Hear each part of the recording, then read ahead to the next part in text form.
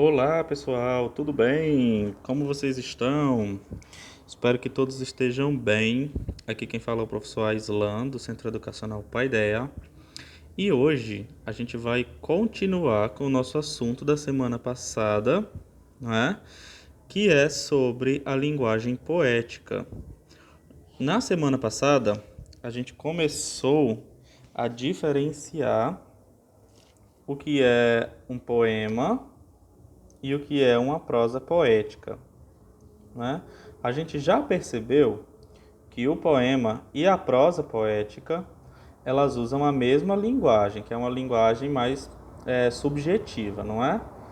Vamos ver primeiro a atividade que a gente fez na semana passada e então depois a gente volta aqui e revisa esse conteúdo antes de passar para o nosso próximo passo. Olha só, a gente trabalhou com esse texto do Mário Quintana, que é um texto bem pequeno, né? É uma prosa poética. Por que é uma prosa poética? Porque a estrutura desse texto é uma estrutura de prosa, ou seja, não tem linhas quebradas, é um texto que segue com pontos, vírgulas, parágrafos e tudo mais, assim como a gente encontra nos demais textos literários em prosa, ok? Mas é uma prosa poética, né? Então, tem essa estrutura de prosa, porém tem a linguagem poética, igual como a gente encontra num poema, né? O nome desse texto é Universo. E a primeira pergunta que faz aqui é qual assunto é trabalhado nesse texto. Bom, lembrando que as respostas, algumas, eram sobre a interpretação de vocês sobre esse texto. Então não teria uma resposta errada desde que fizesse sentido de acordo com o texto, não é? Deixa eu ajeitar aqui o microfone. Pronto. Ok? Então, qual é o assunto trabalhado nesse texto? O autor está tentando mostrar como é a construção de um poema para ele. Olha que interessante. Na prosa poética, ele escreve a primeira linha e depois ele diz o que é que se passa na mente dele para ele escrever um poema a partir dali. Ele fala, não é? Eu farejo o poema, como se ele estivesse sentindo que a mente dele está começando a criar esse poema, mas parece que ele está tendo dificuldades de passar para o segundo verso. Depois pergunta qual o tipo de narrador desse texto. Então, nós temos alguns tipos de narradores. Porém, a gente tem dois tipos de narrador que são narradores bem base, que é o narrador personagem, quando ele participa da história, quando ele também, além de narrador, é um dos personagens. E a gente tem o narrador observador, quando esse narrador ele está contando essa história de fora, ou seja, ele não participa diretamente da história, ele só está contando o que aconteceu ali, né? O narrador personagem, ele trabalha com uma linguagem em primeira pessoa, ou seja, os verbos são todos conjugados com o pronome eu. Eu faço isso, eu canto, eu danço, ok? Eu corro, eu andei, não é? Então eu vi, então eu vou ser uma grande pessoa. Viram? Todas essas frases que eu falei agora como exemplo estão sendo conjugadas com a primeira pessoa, eu. O narrador observador, ele narra em terceira pessoa, porque ele está falando de uma terceira pessoa, ele está falando de outras pessoas. Então ele vai falar. é, Então ele desceu do carro, abriu a porta e entrou em sua casa, mas a casa estava vazia. Nesse exemplo que eu dei, o narrador ele está contando a história de uma pessoa que não é ele. Então ele não tem como falar em primeira pessoa, ele está falando a história em terceira pessoa. Ele ou ela entrou, saiu do carro, entrou em casa, não é? Ok? Entenderam a diferença? Já o narrador desse texto aqui, a gente vê, ó, escrevo, paro, sorvo, de olhos fechados, não é? Ele está usando verbos em primeira pessoa. Então, esse é um narrador personagem, um narrador em primeira pessoa, tá bom? A terceira pergunta é: quem são as companheiras mencionadas no texto? A gente encontra ele falando de companheiras bem aqui, ó, nessa frase. Assim não ficará tão só enquanto aguarda as companheiras, tá bom? Essa é uma daquelas perguntas que vai depender da interpretação de vocês, mas ele escreve a primeira linha, o primeiro verso, e ele diz aqui, ó, paro e sorvo, não é? Ele fica pensativo, tentando imaginar o que é que está vindo por aí, tentando imaginar quais próximas linhas estão vindo por aí, quais outras palavras. Então essas companheiras podem ser as próximas palavras que vão fazer companhia ao que ele já escreveu, que foi o primeiro verso. Olha que interessante, não é? Esse jogo de palavras. O que o autor quer dizer com o título do texto? Quando ele fala de universo, ele separa a palavra universo, né, que é algo tão grande, tão expansivo, para se referir a algo que quer dizer único verso. Ou seja, ele decide que o poema dele só vai ter esse verso. Ele desiste de encontrar outros versos. E o poema dele só vai ter esse verso: treme a folha no galho mais alto. Por isso que ele diz que é um universo. Tanto pode ser um único verso, como se a gente juntar essas palavras, se torna algo muito grande, um universo inteiro dentro desse verso, né? Olha que interessante também. Segundo o narrador, a poesia está em toda parte. O que é a poesia para você? Essa seria uma resposta pessoal, né? Aqui embaixo, a gente preencheria esse quadro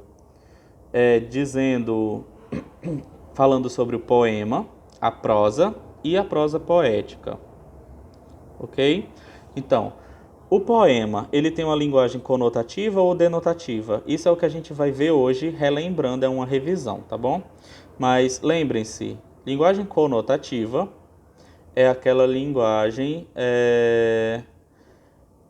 figurada, é uma linguagem diferente do sentido real da palavra, ok? É a linguagem mais subjetiva, ou seja, é utilizada no poema e na prosa poética. A prosa, ela usa uma linguagem mais denotativa, ou seja, uma linguagem em que as palavras permanecem no seu sentido real, tá bom? No seu sentido natural. É organizado em versos ou em linhas contínuas. O poema, a gente sabe que é organizado em versos. Já a prosa e a prosa poética, como tem a mesma estrutura, são organizados em linhas contínuas. Focaliza no mundo interior ou exterior. O mundo interior são os sentimentos, aquilo que a gente tem dentro da gente que a gente quer expor. Já o mundo exterior é o mundo da realidade, é o que a gente pode tocar, o que a gente pode ver, não é? O poema e a prosa poética, por terem uma linguagem mais subjetiva, por brincarem mais com os sentidos das palavras, não é? E por quererem expressar sentimentos e tudo mais, eles têm um foco no mundo interior. Já a prosa, como tem uma linguagem mais denotativa, ou seja, uma linguagem mais realista, é focada no mundo exterior, tá bom? Focando um pouco no que quer dizer o sentido denotativo e o sentido conotativo. Com certeza vocês já devem ter ouvido falar do sentido figurado e do sentido literal, não é? No fim, a gente tem aqui sinônimos, são a mesma coisa, tá bom? Em geral, as palavras são utilizadas no sentido objetivo ou literal, também chamado denotativo. Já o sentido subjetivo ou figurado é conhecido como conotativo. Então a gente tem uma utilização real da palavra, que é aquele significado, como por exemplo, máquina é máquina. Ponto. A gente conhece, eu posso utilizar essa máquina enferrujou. Ou seja, aquela máquina que é feita de metal, tem todas as suas peças feitas com metais e tudo, oxidou e enferrujou. Ponto. Isso é um sentido real, é o sentido denotativo.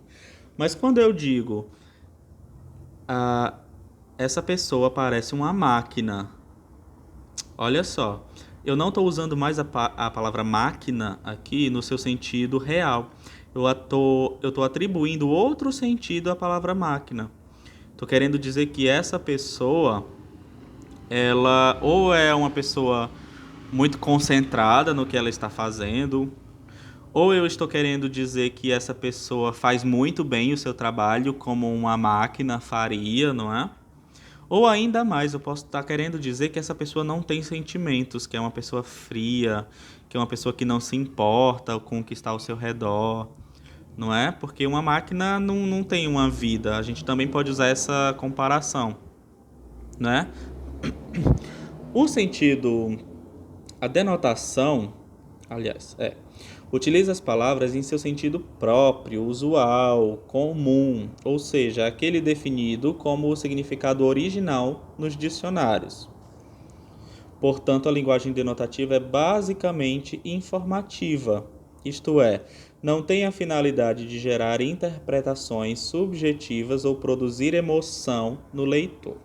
A linguagem mais denotativa, ela é pertencente mais à prosa, por isso que a gente colocou lá na atividade que a prosa tem predominantemente essa linguagem denotativa, porque ela é uma linguagem mais direta, não é? Ela não tem a subjetividade, ela é objetiva, o contrário de subjetiva. Já a conotação, muitas vezes se identifica nela a presença de figuras de linguagem. Chama-se figura de linguagem o recurso de expressão que consiste no emprego das palavras em um contexto subjetivo, ou seja, as figuras de linguagem são formas da gente utilizar as palavras para gerar outros sentidos além daquele sentido real que ela tem. Tá bom? Então, cada figura de linguagem, nós temos várias figuras de linguagem. Cada figura, ela vai utilizar as palavras de uma forma para gerar determinados sentidos. Tá bom? Por exemplo, vimos exemplos no texto à procura, eu vou já mostrar, em que houve o emprego da personificação e da metáfora. Personificação e metáfora são exemplos de figuras de linguagem, são duas figuras de linguagens, tá bom? Nesse caso foram atribuídas às palavras um novo significado. Vamos ver? Esse aqui é o poema que foi citado agora há pouco, A Procura, é de Cora Coralina. Maravilhosa essa autora. Se vocês quiserem pesquisar mais sobre ela e ler mais trabalhos dela, vocês vão adorar. Diz assim, ó: andei pelos caminhos da vida. Vejam que vida aqui está com V maiúsculo, não é? Então é um nome próprio, não é a vida substantivo comum. Caminhei pelas ruas do destino. Olha, destino aqui do mesmo jeito. Procurando meu signo. Bati na porta da fortuna. Mandou dizer que não estava. Bati na porta da fama. Falou que não podia atender. Procurei a casa da felicidade. A vizinha da frente me informou que ela tinha se mudado sem deixar novo endereço. Procurei a morada da fortaleza. Ela me fez entrar, deu-me veste nova, perfumou-me os cabelos, fez-me beber de seu vinho, acertei o meu caminho. Olha que interessante. Viram que ele falou lá de metáfora e de personificação? Primeiro, a personificação acontece quando a gente dá coisas inanimadas a sentimentos, por exemplo, ou a objetos, enfim, ou a animais, mas o animal não é inanimado, não é? Mas porque a gente dá a tudo isso características humanas. Quando a gente dá características humanas a um animal, a gente também está personificando ele, tá bom?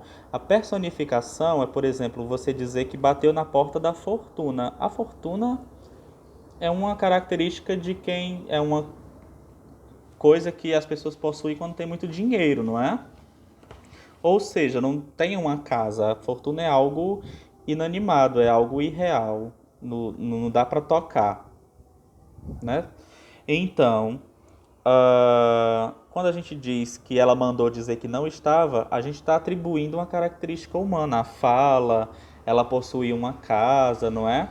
Isso é personificar. Quando a gente atribui características humanas a uma coisa que não é humano, tá bom?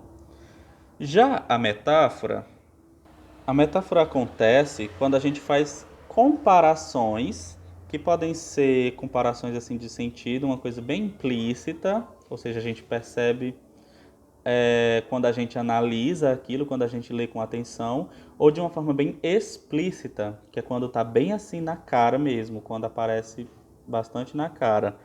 Por exemplo, a metáfora desse texto aqui é ficar comparando coisas como a vida, como a fortuna, como fama, não é? Fortaleza, felicidade. Fica comparando essas coisas com coisas animadas que possuem casas, que possuem endereço, né? Que falam, que não querem ver alguém. Essa é uma metáfora. Nesse texto aqui que a gente trabalhou na atividade passada, ele diz assim, ó, depois que ele escreve o primeiro verso, ele diz: Paro e sorvo de olhos fechados, o cheiro bom da terra, do capim chovido, parece que quer vir o poema. Olha, se ele dissesse aqui, parece que tá vindo chuva, a gente entenderia bastante, porque ele disse aqui, ó, o cheiro bom da terra, do capim chovido, não parece como se alguém estivesse falando sobre uma chuva que tá vindo? Só que ele faz uma metáfora, ele faz uma comparação. Ao invés, ele está dizendo aqui que essa sensação de que está vindo um poema parece com a sensação de que está vindo chuva. Entenderam a metáfora nesse caso? Eu farejo o poema. Olha só, o vento fareja minha face como um cachorro. Ele já faz uma comparação aqui falando como se fosse um cachorro. Aqui ele faz uma metáfora, ó. Eu farejo o poema. Ele está dizendo que, assim como um cachorro fareja as coisas, né, que é muito bom farejador, ele consegue sentir a esse ponto um poema chegando. Então isso é metáfora e a personificação é como a gente já falou. Esses são dois exemplos de de figuras de linguagem que nós vamos ver por hoje, tá bom? A personificação, que também é chamada de prosopopeia, e a metáfora. Nas próximas aulas, nós vamos ver outras figuras de linguagem, tá bom? E na atividade de hoje, a gente vai justamente analisar a metáfora e a personificação em alguns textos também, tá bom? Algo bem simples, bem rápido, vocês vão gostar. Então, pessoal, tchau, tchau. Por hoje é isso e até mais. Saudades de vocês.